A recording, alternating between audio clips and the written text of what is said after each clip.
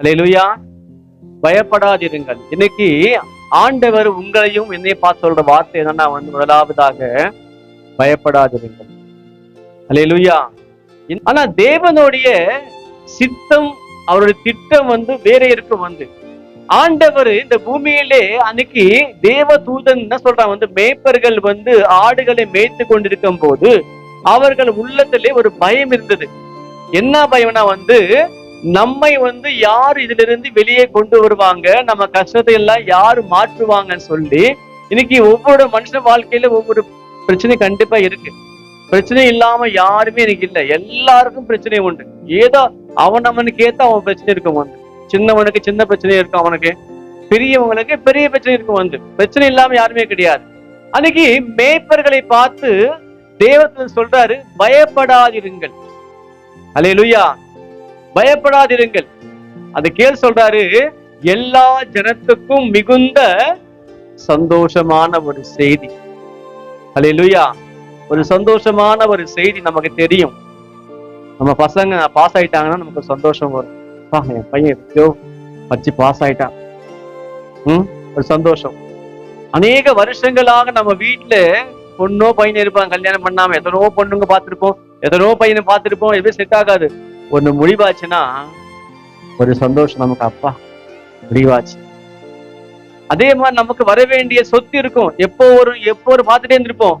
நம்ம சொத்து நம்ம கையில உடனே, பணம் உடனே கையில நமக்கு ஒரு சந்தோஷம்.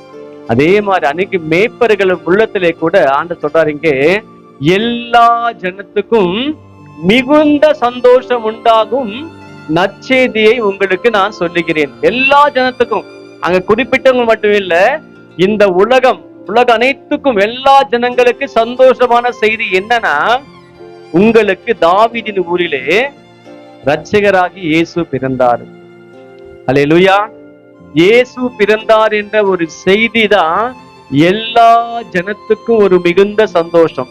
இன்னைக்கு தலைப்பு இயேசு கிறிஸ்து பூமிக்கு எதுக்கு வந்தார்?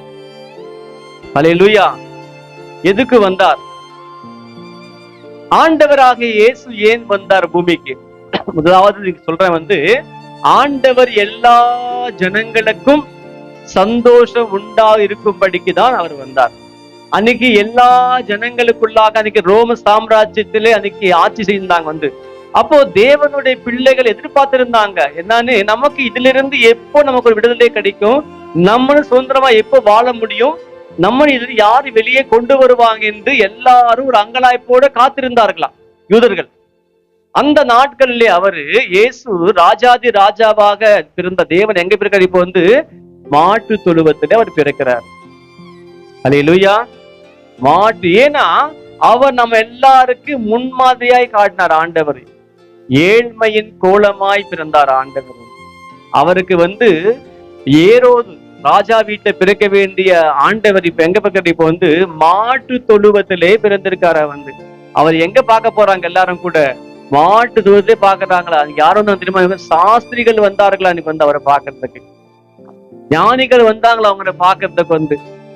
பணிந்து கொண்டாங்களா? எங்க மாட்டு தொழு நமக்கு தெரியும். மாட்டு எப்படி இருக்கும் நமக்கு எல்லாருக்கும் தெரியும். அவ்வளவு அழகாலாம் இருக்காது. ஸ்தோத்திரம். ஒரு ஸ்மெல்லுதான் வரும். மாடெல்லாம் ஒரு மாதிரி அங்க இருக்கும். அங்க இயேசு இருந்த போது அங்கதான் என்ன பண்ணாங்களா? ஞானிகள் அங்கதான் வந்தாங்க, அங்கதான் அவரை பணிந்து கொண்டாங்களா? ராஜாதி ராஜாவை பணிந்து கொண்டாங்க, இயேசுவை வந்தாங்க. அப்போ ஆண்டவர் பிறந்த நிமித்தமாக என்ன தெரியுமா? நீங்க அந்த ஊர்ல எல்லா ஜனத்துக்கும் ஒரு சந்தோஷம். எனக்கு அதுதாங்க நமக்கு வேணும். எவ்வளவு பணம் இருந்தாலும் சரி, அது நமக்கு சந்தோஷம் கொடுக்காதவர். அல்லேலூயா. ஆண்டவர் சொன்னார், இந்த உலகம் கொடுக்கிற சமாதானம் அல்ல. இந்த உலகம் கொண்டு சமாதானத்துக்கும் பணம் இருந்தா சமாதானம் வரும். கொஞ்ச நாள் பணம் போயிடுச்சுன்னா சமாதானம் போயிடும். இன்னைக்கு ஸ்தோத்திரம், மனுஷங்க நல்லா பேசிக்கிட்டே இருப்பாங்க, அப்படியே மாறுவாங்க, சமாதானம் போயிடும் நமக்கு. அது கூட பிறந்தவங்களாகட்டும், நம்ம பிள்ளைகள் ஆகட்டும், யாராகட்டும், சமாதானம் இந்த உலகத்திலே கொஞ்ச நேரம் தான் இருக்கும். ஆனா ஆண்டவர் நமக்கு ஒரு சமாதானம் கொடுப்பாரானால் அது நிரந்தரமா இருக்குமா? அல்லேலூயா. கர்த்தருக்கு ஸ்தோத்திரம். அப்ப ஆண்டவர் அன்னைக்கு வந்த நோக்கம் என்ன தெரியுமா? எல்லா ஜனங்களுக்கும் சந்தோஷமாய் வாழணும், சமாதானமாய் வாழணும், மகிழ்ச்சியாய் வாழ வேண்டும் என்று சொல்லி இயேசு இந்த பூமியிலே அவரு பிறந்தாரு. அல்லேலூயா.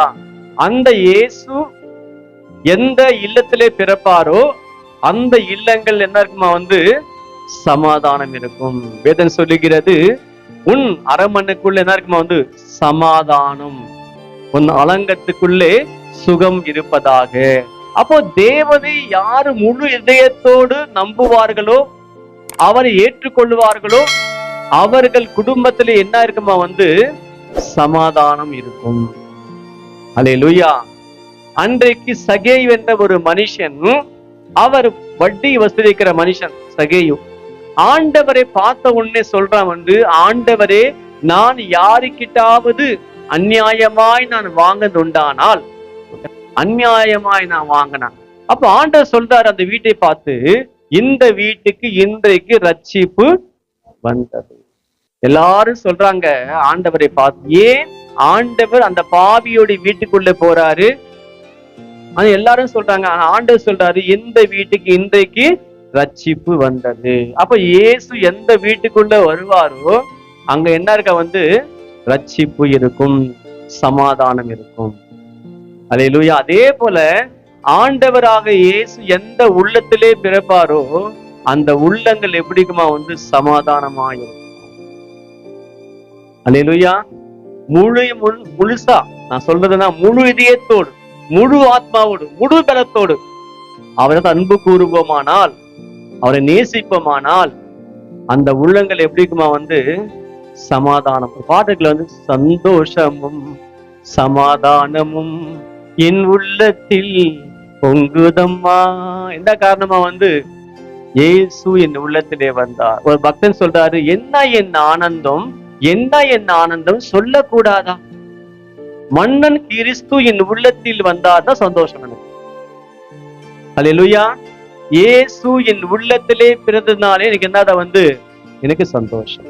எனக்கு எந்த தேசமும், எந்த குடும்பம், எந்த மனுஷன் அவரை முழு மனதோடு உண்மையோடு அவரை தேடி அவரை பின்பற்றுவார்களானால் அங்கே நிச்சயமாகவே சமாதானம். அல்லேலூயா. உங்களுக்கும் எனக்கும் சமாதானத்தை கொடுக்கும்படிக்கு தான் இயேசு இந்த பூமியிலே பிறந்தார். அல்லேலூயா. இரண்டாவதாக சொல்றாரு இங்கே மத்தேயு சுவிசேஷ புஸ்தகத்திலே கூட 4ஆம் அதிகாரத்திலே கூட 15ஆம் வசனத்திலே கூட இப்படியாய் சொல்லப்படுகிறது, இருளிலே இருந்த ஜனங்கள் பெரிய வெளிச்சத்தை கண்டார்களா? படிங்க. இருளில் இருக்கிற ஜனங்கள் பெரிய வெளிச்சத்தை கண்டார்களா? ஸ்தோத்திரம். பெரிய வெளிச்சம். இன்னைக்கு ஒன்னு சொல்லுவாங்க, உன் பாவம் உன் வாசல் படியிலேயே படுத்திருக்குமா. பாவம் சொல்லுவாங்க இல்லையா, மனுஷன் தான் செய்யறான், பாவம் போக்க எங்கெங்கவோ போறான்.